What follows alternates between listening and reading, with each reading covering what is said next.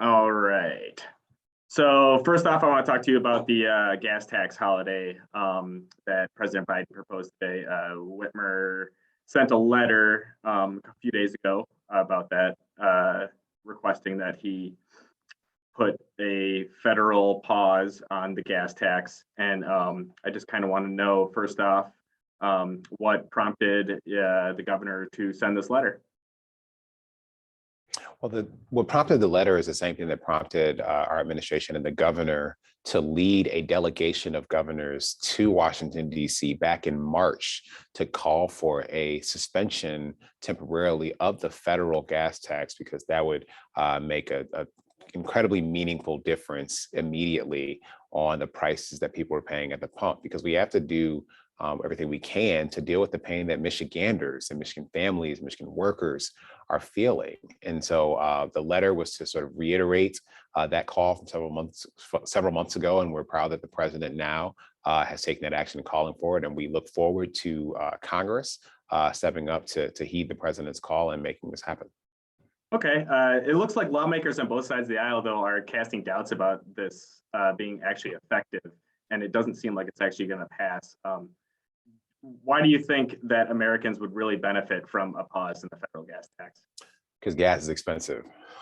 And it's expensive in Michigan, it's expensive in a lot of places. And so the federal gas tax is a straightforward way to impact that temporarily and in a very concrete way. And so we certainly hope that there can be consensus around alleviating the payment at the pump that people are feeling in Michigan and around the country. Okay, and then Biden also, when he spoke today, requested that states follow suit in suspending the state tax on diesel and gas. Will you and the governor reconsider your opposition to a freeze of the state gas tax? So we believe that the suspension of the state sales tax on gas is going to be the most effective policy here, something that scales with the price of gas itself here in the state of Michigan. And so we've called for that for a number of months as well, in addition to other measures to put money in people's pockets to deal with things being very expensive, including gas and fuel in the state of Michigan. And so we welcome a proposal from the legislature to suspend that permanently. We proposed this months ago, as I said, and had our proposal been enacted when we called for it, people will be experiencing that suspension of the state sales tax right now as we speak, because it would have started on Memorial Day. And so we look forward to the legislature really coming together, building consensus for this type of reform that would bring immediate relief to Michigan families, and do so right now.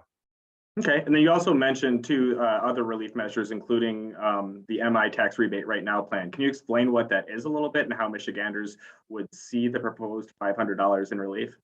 Very straightforward. You just said it. With that, my tax rebate now is $500 to Michigan taxpayers. And while the details are to be sorted out specifically with the legislature, what the bottom line of it is $500 in people's pockets right now when things are expensive, when you got to pay for groceries, and you got to pay for gas, you got to pay for other things. This is building upon the $400 checks for each insured vehicle in a household that we called for and that Michigan drivers received earlier this year. So our administration has a track record already of putting money in people's pockets. We want to build on that with these tax rebates, build on that with the suspension of the state sales tax on gas, which we can do responsibly and can do immediately. We think that'll provide the relief that Michigan families are needing right now. So with this tax rebate, you said they would be similar to the payment as with the car, or with the car insurance thing. So you would get a $500 check in the mail essentially if this plan were to go through. That's right. That's right. Okay. All right, and then I also had a question about suspending the federal gas tax and what that would do for infrastructure projects within the state. Would that have any effect on them?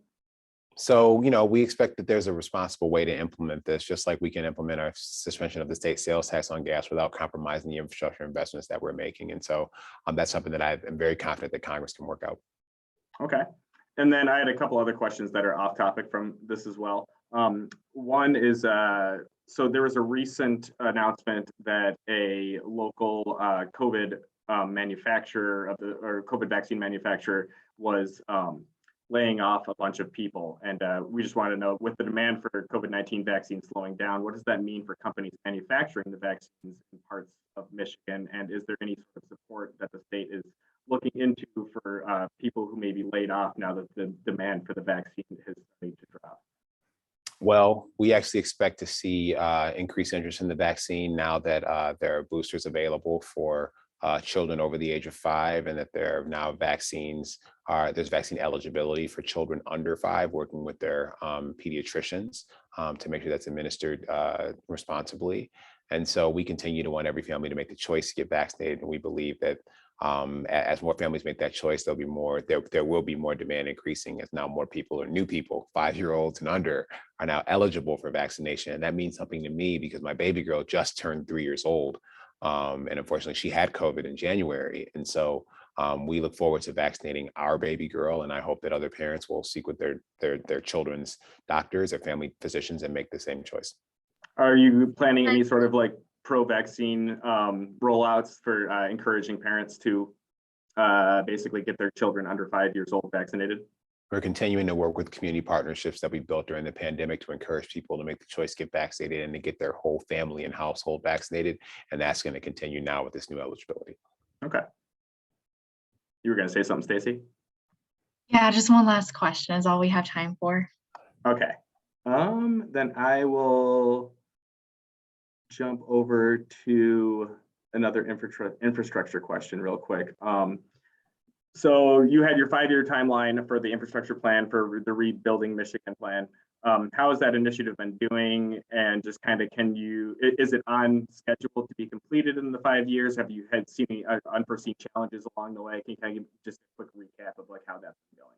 Well, first of all, the Rebuilding Michigan investments, we're very proud to have so many projects be accelerated and included as far as road reconstruction and bridge reconstruction and bridge repaving and resurfacing because of that investment. And that's all done without having to raise a single penny in taxes. And so I'm proud of those projects. I spent a lot of time going and touring those projects all across the state of Michigan. Every region of our state is benefiting from those investments.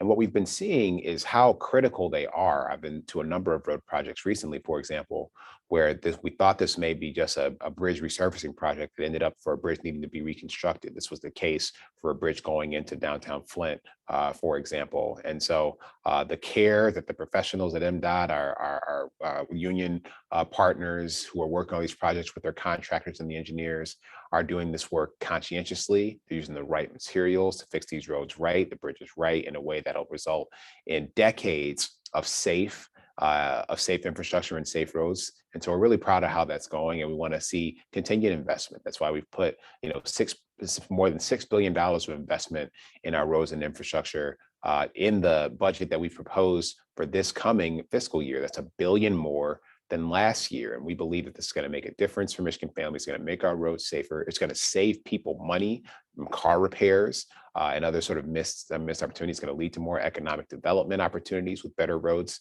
and safer bridges. And so we think that this is making a difference already. It's going to make a big difference for decades to come. All right. Thank you. I appreciate your time with me. Thank you. Take care. All right. You too. Bye-bye.